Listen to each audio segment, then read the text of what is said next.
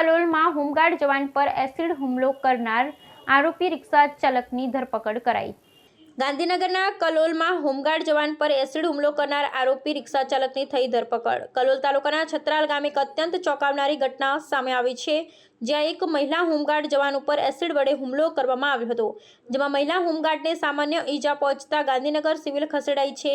મહિલાને શરીર પર એસિડથી હાથ, ખભા અને ગળાના ભાગે ઈજાઓ થઈ છે। બીજી બાજુ પોલીસે આરોપીની ધરપકડ કરી છે। પ્રાપ્ત માહિતી અનુસાર આ ઘટના આજે સવારે કલોલના છત્રાલ ઓવરબ્રિજ નીચે બની હતી, જ્યાં હોમગાર્ડના જવાનો ટ્રાફિક નિયમનની ફરજ બજાવી રહ્યા હતા।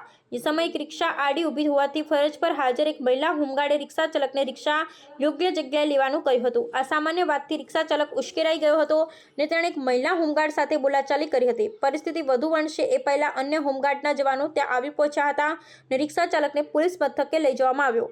પોલીસે તેને સમજાવી છોડી મૂક્યો હતો અને મહિલા હોમગાર્ડ ફરીથી પોતાની ફરજ પર પરત ફર્યા હતા।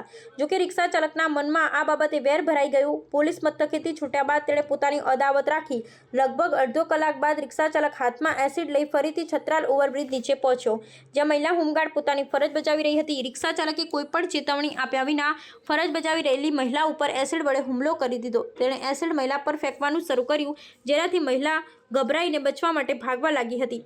મહિલા કર્મચારી સારવાર હેઠળ